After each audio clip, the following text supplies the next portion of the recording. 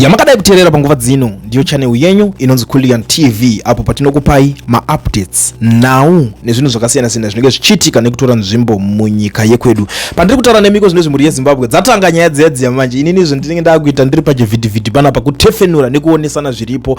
31 July is around the corner and some people are started kutojamuka already. Vakutotaura kuti zvoni Chiwenga is part of the problem and must go.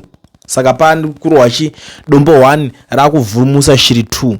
This is the situation right now, but I don't want to waste much of the time because ndikuzviziva kuti vanhu vakamirira kunzwa kuti ningari kuti chi ende ningari kuti kudii. Totanga nani? Right, totanga neupi? Traore, take the mic. Zimbabweans wants to hear something from you, but Traore, hey, nasi Traore ari pamawana azosangana nazvo. Let me start with Traore. Hey, comrades and friends, how are you? This is Traore here. Now, ndoda kuti nyoka yemabhuru for pane chipost chandaona chichitenderedzwa nematsotsi aya. I will respond to them. I'm not in a rush whatsoever. Pane post yakandwa munyoka yemabhunu channel ndaona yazodeletwa. That must tell you something. Nyoka yemabhunu has always been my brother. I'll be honest with you. When it comes to the revolution, I've come a long way with Comrade Nyoka yemabhunu. The greatest of them all. Muna andingatoti ari kumberi kwangu inini ndi nyoka yemabhunu. The rest must forget and smile. And I'm a stakeholder. Siyana ine chinhu chemusi 31 icho. Chakadhakwa. You'll be used, you'll be neglected, you will suffer and you will regret. Andishamisiki nekunzi ndinonzi nhasi Traore is a sellout. Hazvina zvondishamisa ini. Line makatanga undatakawo. Mawarira andeataka, Kerina andeataka. Nyoka yemabhunu akatakwa, they neglected him, vachimuti mutengesi. Vakamusiya mujera achitambudzika, vakamuti is a sellout. Munhu wese is a sellout, and I wonder kuti ari right wacho ndiani, but nonetheless hazvina kana basa. At least those that matter know the truth. Vanhu vakatomboti ndini ndakatengesa nyoka yemabhunu. Saruwaka died neglected. The same thing naMdarageza. Mdarageza died bitter. I don't want to say much. Mdarageza died bitter. Point yandiri kutaura ndeyekuti siyana nechinhu chemusi 31 icho. Hamuna chamunobudisa. Munofira mahara. For now, Cap 3, Constitutional Amendment Act is now a law. This is why you see Bita hafa akataura ndo yanchimira pamberi. Garivuma hafa akataura ndo yanchimira pamberi pama protest. Iye jealous mawarire hafa akataura ndo yanchimira pamberi. Chamisa wacho ndiye munhu ane vanhu. Tisina zveopposition totaura nezva Nelson Chamisa. Nelson Chamisa knows how the law operates. You cannot protest against the law. It's treasonous. Ndiye munhu anoziva zvaanoita. The rest are vari kutuchaira vachitumbwida mabogus. Anana Chimina, handisati ndamboona Chimina achileader anything. Even parutotwa mapresa acho esungano yevanhu, you never hear vanhu vakaita sana Chimina vachitaura. Vana Bita hafu vakataura. Sikala atori kuSouth Africa ane nyaya dzaari kutodaira uko. Iwo uri muZimbabwe evhenda ofurirwa onzi ita zvinhu zvakadhakwa. 31 siyana inayo. People were given time to mobilize and raise their concerns kuma consultations and they did nothing. So that is now, it's now a law. So as law-abiding citizens, I want to warn you. Ukabuda musi 31 uri kusungwa. Ukabuda musi 31 uri kuenda kujeri. Vamutamba is ready, the military is ready. Why? We cannot have rogue elements trying to cause despondence in a democratic state which is sovereign, in a law-abiding citizens. So don't be found wanting. Don't be found wanting. I'm a stakeholder. Vese vari kunyeba kutuchaira vachitaura kuti tiri kudai. Hapana ari kumberi kwangu pane vanhu vese avo. Patasvika izvizvi haisi time yenharo. Munhu umwe neumwe dzokerai kumapolitical parties enyu munoita rebuild. Kana uchiziva kuti rwe CCC endai ikoko, uchiziva kuti rwe ZANU-PF endai ikoko. KuZANU-PF tabatana takuita chinhu chedu. Ari kumberi ndo vamunangagwa. vachitorwa nemadeputy avo tichifamba takadaro. The rest is assorted rubbish. Muri kuenda kujeri mukaita zvekutamba. Inini I will always tell you the truth. There is nothing to fight for anymore. People failed already. Musi wa 31 ukangoita zvawaita, you will suffer. Musati handina kukuudzai. I will respond to Mawarire. I will respond to all of those funny people. Ingoma dzangu dzese dzandakasasika idzodzo. I will not mislead Zimbabweans to do anything that is wrong. Andimanzo, I thank you. 31 July. Munhu enda unotengesa madomasi ako, enda unotengesa magogoy ako, enda unotengesa macable chargers ako, enda kukliniki uri nesi unorapa vanhu, uri teacher enda unodzidzisa vanhu, uri doctor enda unorapa vanhu, uri lecturer enda unofundisa vanhu, uri welder enda unowelder, uri carpenter enda unobatanidza mapuranga ako. Tese, let's contribute in building Zimbabwe. 46 years after independence, this is the 21st century. We've seen how my protests destroy and compromise the stability of a nation. Look at all countries. Tarisai Libya, what is there in Libya? Tarisai Egypt, vaita ma protests avakaita. How much did it take for them to rebuild their country? We don't want that. We've suffered long enough. President aka-electwa nevanhu izwa Mnangagwa ndo watiri kuteera izvezvi. Bill rakabuda, vanhu vakapuwa mukana wekuti vaite air out their views. Vakada, vakaramba. And the majority spoke. We move forward. Mwana wese kumashure kwa Mnangagwa tichifamba takadaro. Zvema-elections nezvimwe zvese zviri kutaurwa tichazoona 2030. Ndapedza nini.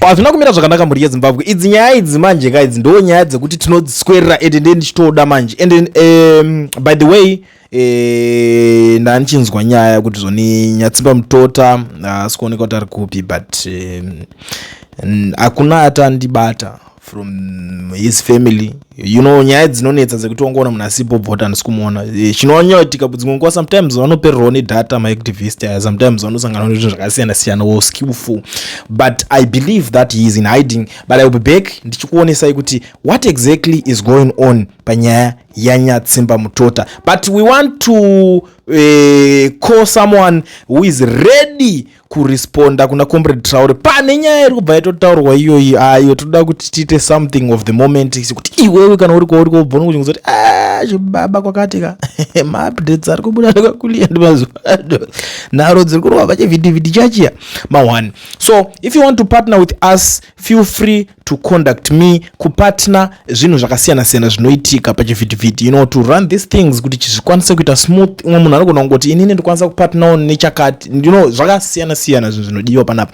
Most of the times inini I'm that one person wekuti ndairamba vanhu vaitoti we want to partner, we want to help with chakati, tozodai and I was like no, because I don't want to be controlled at the end of the day. And you know, zvekuda kungovhurira mukana kuti vanhu vave vachipartner, you will be easily captured nenyaya idzodzi saka ndozvonda. But izve so feel free to contact with me. Umwe munhu unoona kuti every time uchiti I want to contribute every day ndichitaurawo papapa ndichinzwika voice rangu, feel free, come. Ndo kutopartner kwacho kotori important. Umwana uti inini handina voice, ndine mari, ndine cash. Bring cash guys, tichimhanye chinichi. Do you know kuti mari inoita zvinhu zviende kumberi? Kune vanhu vakawanda, maactivists vakawanda vasina mari dzemadata. Tatonoitawo nekutobhadhara vamwe madata. Ningi chamari uchimboya umbotaurawo wagarisa uri kupi? And a lot of guys were asking me, where is Babachino Gurei? Yes, he is running out of data. Haana data rekutoti even reWhatsApp racho, even last time I checked, people like ana Mudzingwa phone chaanenge asina, but ari kuda kucontribute parevolution kuti zvifambe. Sorry ndanda kutaurisa, ndanda kudziwanza nyaya dzacho, but feel free to contact me. Tsvagai namba dzangu dzepachivhidhivhidhi munobatikira ipapa dzinonga dziripo. I hope kuti my media team vachadzisa pa screen papa munge muchidziona now. Ndati doctor, are you ready for doctor? Pindura netaura chitinzi pamusoro vana veZimbabwe. Ndovonga maakuziva inzwi kuburikidza nambuya nehanda nasekuru kwaGovi. Ndini Dr. D, komanda webako, komanda wemweya. Chanduda ndikutaurire vazukuru vambuya nehanda ndechekuti avo vanotaura mashoko ekuti izvo regai kuenda ku31 July, stay away with the demonstration, handina basa nazvo. Why ndiri kudaro? Why mweya wambuya ane handa wapinda vana veZimbabwe? Remember, ini ndakaenda kuhondo ndisina pfuti kana pata ndisina, asi ndatorwa pachikoro Hatfield High School. Ndandiri mwana mudiki. I was about 18 years. Ndakura. Now Dr. D, I'm 71 years of age. Ndiri kutaurirai vazukuru vangu anehanda. Takapinda dzinopisa, tikayambuka nzizi dzinoera, tikadarika pamoto paiputika mabhomba ekuti hameno sango rinotsva sei. Vamwe vachiputika vachishedzera kuti maiwe, asi unobva waziva kuti maiwe haako kuno, hakusina kwamaiwe. Asi ndikuda kuti ndikuzadzisirei, mukanzwa vanhu vanotaura kuti regai kupinda mudariro ra31 July, muziva kuti zvigananga. Ndini ndiri kutaura Dr. D. Saka ndiri kuuzai, kune kamwe kamufana kakataura mashoko akandidhaka ndisina kusvita kana fodha dzangu dzemunomubako. Kana ndiri munomubako ndinosvita fodha dzemhando nemhando. Ndekuti ndoziva kuti panze apa hapana anopasvika. Ndakataura kuti iwewe Mnangagwa kana uda kundibata, huya mune manevhigeta, huya ndiri mubako rambuya nehanda kuchimani-mani. 31st ini Dr. D ndinenge ndiinawo vazukuru vambuya nehanda muHarare, not kwaMutare. Ndinenge ndiri kweni. Ndini ndiri kutaura. Mukaona munhu asina kana kugeza, bvudzi rake rakanyangarara kunga rasta kana kuita sei, musamuseme. Ko kana ndiri Dr. D, komanda wemweya, ngatiite chinhu chimwe chete, ngatiregei kusamana, ngatibatai chinhu chedu ichi panzvimbo imwe chete. Mukomana uyu ini Dr. D zvakandisvipura ndiri mubako, haazi mashoko anotaurwa iwayo. Iwewe unonzi anzani Trao, ndiani wanzi Kalamu amene papo, ndose rakukeyo. Iwo kana waona kuti zvekunopinda musiti nevamwe, siya nazvo zvakadaro. Hauna simba iroro rekubvunza vana Nyamutota kuti iwewe zera rako ipapo unoda kubvunza vana Nyatsime Nyamutota, iwe wakamborangwa here mwana iwe? Wayo uchifarisa kudai? Tarisa zviri kuita nezera rako. Ndakataura zuro rino, kana wakabayiwa jekiseni uri mujeri, mirira zuva rako. Ndopachazoziva kuti Mnangagwa akadini akashata. Kana wakapiwa mari naMnangagwa idle wakanyarara, asi magomo acho uchazoziva kuti Mnangagwa akashata. Ndo yatoti ZANU yakaipa. Nyika ndeyeropa, ndeyemacitizens. Unondinzwa iwe Trao? Ndini Dr. D, komanda wabako, komanda wemweya. Ndati tinenge tiri tese. Imi kune vana veZimbabwe, vazukuru vambuya nehanda nesekuru Kaguvi, ndiri kutaura ndiri pano pabako rangu. Ndakabata mucheka mutema mbuya nehanda netsvimbo yasekuru Kaguvi. Vana veZimbabwe, musambonzwa anotaura nekoko, regai zvibude muzive zvende, vachazvionera. Ndakataura kuti inini Dr. D, komanda wemweya, handidi kuti Mnangagwa aurawe, ndoda kuitawo kubata. Why? Azopupura mhosva dzake dzeropa dzainadzo. ane ropa murume uya. Ndini ndiri kutaura pano. Indakati huyai kuchimani mani, huyai nemaherikopta, isai manevhigeti, asi anosvika pandiri anotsva. Ndini ndiri kutaura. Mofunga ndiri kugara mubako munokuda. Ndakataura kuti handisi kudzokera kumba kwangu kusvika zvinhu zvanaka. Hapana chandoshaya muno mubakweni. Masoja angu ndinayo, ndinawo. Maruambira, mashato, nyuchi, zvese. Ndiri raiti zvokutoti pano. Musambondityira vana mbuya nehantu. Ini handisi kuda kupinda mamutare. Ndiri kuenda kuHarare. Sorry. Nirumba sometimes mweya wacho kufema unoda kuita mushoma. Pane vamwe vakada kunditi uchafamba sei. Ndikati indiriwe mweya, ndofamba nemweya. Ndinosiya ndaombera, ndaoneka kuti mbuya nasekuru ndakupinda munzira. Takunorwa hondo yechimurenga yekupedzisira. Ndini ndiri kutaura. Trau mwana iwewe. Kana waona kuti haukwanisi kuenda kungu ikoko, nyarara. Nyarara. Ukanza zvinhu zvandakunzwa ndiri mubako, hapana chandisina ndiri mubako imomo. NeWiFi yacho ndinayo. Hapana chandisingaoni, hapana chandisinganzwi. Ndini ndiri kutaura. Iwewe Trau. Ndati. Hausiwo waimboti kwanzi chiwenga iwewe. Uchibuda wakapfeka t-shirt yakatopurindwa kunzi chiwenga. Iwewe. Nhasi iwe ndouri kuti kwanzi musaendako munosungwa. Wakuudza kuti vanzi izvo ndiani? Uyu mudhara. Indo muti tafire nyika. Asi mimi zita kuti tafire nyika ndorambuya nehanda rainaro. Kana ndisiri ndiri kumupa handizi zvazvemweya.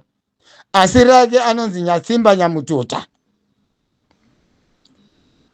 Iwe unomubvunza mibvunzo yakadaro zera rako iwewe. Ndiri kubvunza ndini? Unoshamarira zvinhu zvichanzwikwa nepasi oro vari kuAmerica kuti ndiTrau ari kutaura kudaro. Une chokwadi wewe kuti musi wa1 uchazoti makadi kuna Nyatsimba Mutota ari mujeri. Iwe mufana iwewe ka. Nyasa kunditsanangurira. Remember, handisi nyanga, handishoperi, handisi svikiro. Asi ndiri mweya wambuya nehanda nasekuru Kaguvi. Ndakabata mucheka wangu mutema netsvimbo nhema yasekuru Kaguvi. Handizivi kuti uchazofambisa nyaya yako yemashoko ako wakamirira papi. Uri kuziva here kuti mazuva ari kutevera vanhu vachamhanya? Uchazokwanisa here kumhanya mumasipotsi achatevera? Because vachamhanya kudarika bullet. Handifuni kuti pane munhu angasiya bullet. Kana chiti bullet imbumburu inobva mugani. Ndekuti nyika takatora nembumburu, negani, neropa. Hapasina zvichatyisa. Inini Dr. D, komanda wemweya, vanhu pindai mustreet. Ndakataura kuti masoja ndani? Ndedu. Maporisa ndani? Ndedu. Remember, ndakataura kuti ini kumasoja, zvekuti ini ndiri musoja weZANU-PF, please tambe tsindike. Zivai kuti muri masoja eZimbabwe Defense Forces. Ndakuya kune mi maporisa.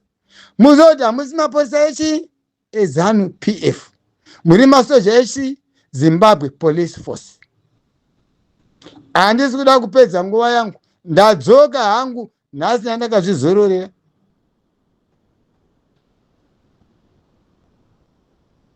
Ndatichi ndandakazvizorera kuzorora hangu ndiri pabako rangu. asi zivai kuti hapana chiri kuitika ndiri imomo mandinomboita sekushaya nemweya wokufema, asi ndoziva kuti ndiro mweya, handina kufanana nevamwe vaya. Ndakati musa muchazondiona Dr. D muchaseka, ndiko kaDr. D kacho ikaka. Ndini komanda wemweya, masoja ndeedu, ndeangu futi, ndini komanda. Kana choenga ye wamunota zvotombomuvhiringiza kuti Dr. D apa ndini wemweya, pakupana chandombovanza. Title yangu ndeyekuti handibvi pano kana Zimbabwe isina kusununguka, ndeyekuti pandiri pano pabako rino kuno kuchimanimani hapana chinonoshaya. Munhu wese iyama yangu, asi vandione manga. Handisi zuva nerokungonzi mangwana kwaedza toziva tichaona zuva, handisi type iyoyo. Murundinzwisisa? Murundinzwisisa?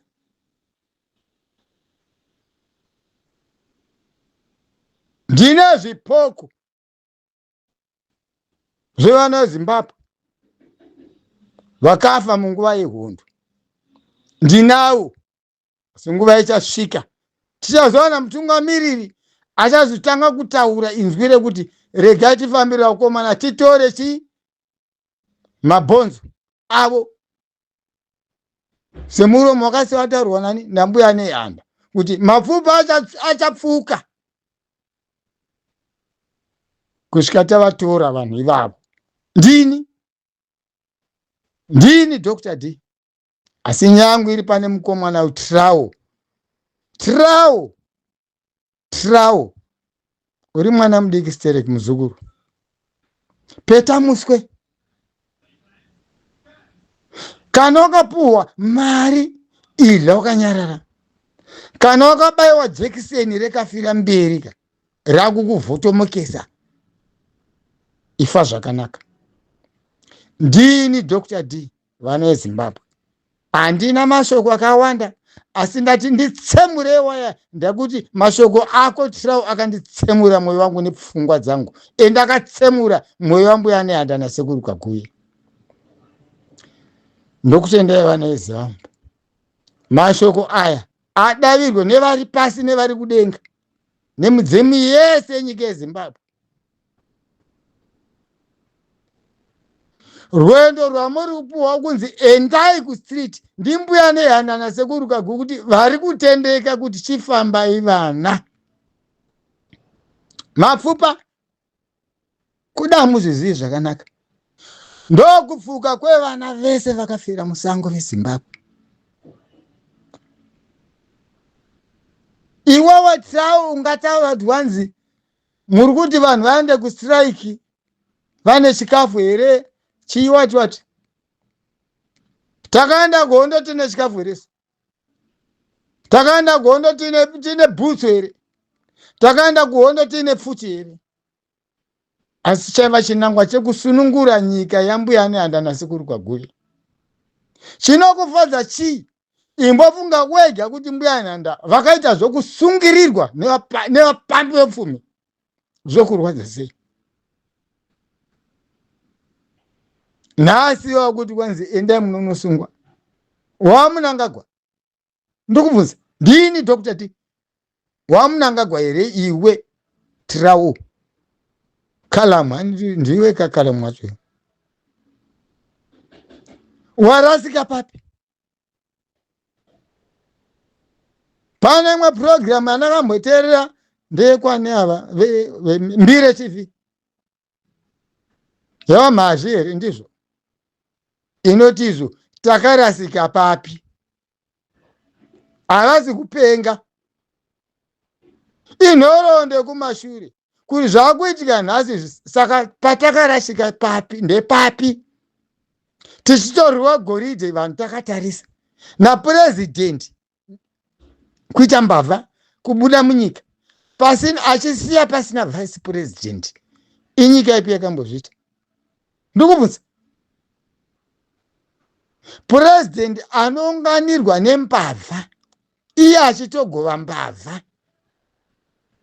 Koti tine mutungamiriri wenyika makunoita kebhi 3 yenyu amati muri vangani muparamendi mamuopanana mari wotosaina.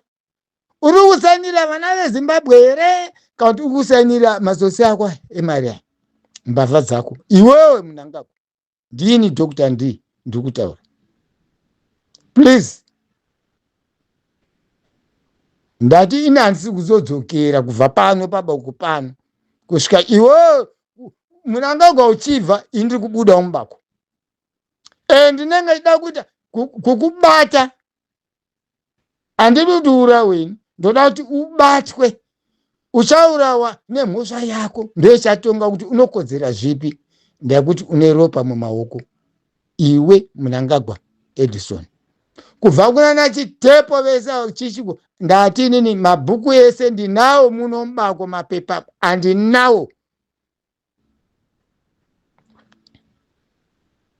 Mandinzwisa? Right. Vana veZimbabwe chinditeererai. Tiri tese tiri mweya wambuya nehanda, hativi takapeperedzwa. Panga shiriya inoti kwaenda mhepo yobva yangoteera, kwete. Rwendo runo hakuna izvozvo. Zvazviri ndo zvatichatoita. Remember, ndakataura kuti ndikangonzwa kuti 1 muzukuru wambuya nehanda apa ashutiwa kana aita sei, vatondikanganisa. Ndo vanenge vatopfutsa moto kusingachaperi kusvika zvadini zvanaka. Vazukuru vambuya nehanda, ini ndiri kuti gadzirirai, musatya. Shore madzimai mune zvana zvirusva, berekai, endai naye, hapana chamunowana. Ndini ndiri kutaura.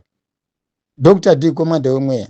Ndakabata mucheka wangu mutema wambuya nehanda netsvimbo kawati nduku yasekuru kwaguyi kuda ndokuti buda kuti munyatsonzwisisa. Ndakati kana vachida ngavauye vanditsvage kuchimani-mani, vane manevhigeti vaone kuti vanotsva sei. Ini ndamirira 31 ndati tenge tiri tese. Asi mukazoona munhu anenge benzi, please musamubvunza, ndakuti hamumuzivi kuti ndiani. Mandinzwisisa? Mandinzwisisa vana veZimbabwe, vazukuru vambuya nehanda? Vanotambira, vanofunga kwenyaya misoro yenyika iri katatu. Mandinzwisisa? Ndo munamato andatokupai kwenyaya misoro yenyika iri katatu. Vasiri kunzwisisa. Vanonzwisisa pindai munzira. Anodhauta gara hako kumba kwako. Hazvizi zvekumanisa, ndezvemweya wedu wambuya nehanda. Hatina kutini kuenda kuhondo isu, takaenda nemweya. Naiwe mashoko vazukuru vambuya nehanda, handidi kutaura zvinhu zvinodarika apa. Asi mwana uyu anonzi Tira uyu ngadzore mashoko ake. Mashoko ake haana kumbonaka panguva iri kuchema vana veZimbabwe kudai. Unoda kunyangadza zvinhu zvakumafainari. Hatisi kuzoenda kumapena. Ndekungo kugohwesa zvimbodzwa chete. Ndini ndiri kutaura komanda umwe, komanda webako Dr. T. Nemashoko angu aya vazukuru vambuya nehanda, ndakuchisiyai murunyararo, asi zvandataura zviisei muhana menyu. Ndekuti nguva, I remember tiri kuhondo uko taimba nziyo dzakasiyana-siyana. Asi pane nguva, pane imwe nziyo yatamboimba nevabhozi dzangu zveikwanzi hakuna nguva isingasviki. Kune nguva yekufara, kune nguva yekuchema, hakuna nguva isingasviki. Because upenyu rufu. iye Mnangagwa anofunga kuti achagara upenyu hwakaita sei? Kingdom ngaende kana da kuita kingdom ngaende kuma-islands anonzi vananuko ndimafana makadzidza sitakura kunana Seychelles uko amene ikokoko kuzvima-island ndo kwaanokwanisa kunoita umambo hwake unobuilda kingdom yake, noti munyika yambuya Nehanda. Hazaida kumboita birthday ku Zimbabwe ruins zvakanana papi. Ndati inini ndichata kubata handidi kuti ende yo vakomana mwaziva kuti ndenge ndata kuti musamushuta, toda kumbata tomutora toenda naye kukoti yemasoja, kwete makota ekumwa waini vachitonga munhu akaponda munhu, vachitonga munhu asina mhosva futi vachimwa mawaini. No, there's no more time of red wine, white wine, no more. Achanotongwa nedare remasoja revakomana vakafira Zimbabwe, ndo dare rachapinda. Ndini ndikutaura Dr. D. Shoko rangu rekupesira, giya dzvuku munhu wese 31 July parod, hapana nokubatai. Ndini muzukuru wambuya Nehanda nasekuru waGuvi, ndakabata mucheka wangu mutema netsvimbo yasekuru kaGuvi nhema.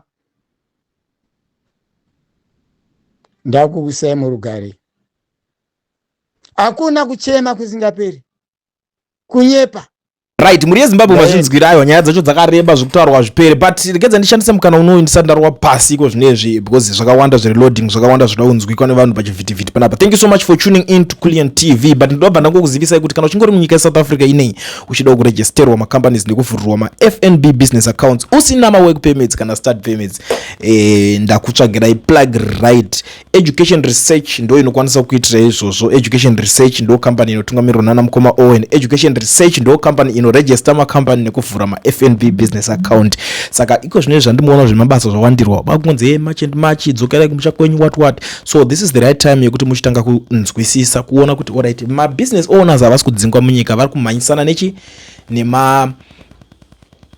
anonzi ma-employees chete kuti mukuya munotorera mabasa, vari kucreata mabasa havana basa navo. Saka this is the right time for you to start your company, open your business, wobva waregister company yako, woregisterwa ne-Education Research, wobva waitirwa FNB business account, ukwanisa kuoperate business or company yako uri kwauri ikoko, unongakwanisa kuaccessa mari yako. You can even go kuZimbabwe chaiko company isora chirana, business isora chirana, be it imba irudze uri kurendesa or whatever, mari inenge ichingopinda uchiaccessa mari yako wherever you are.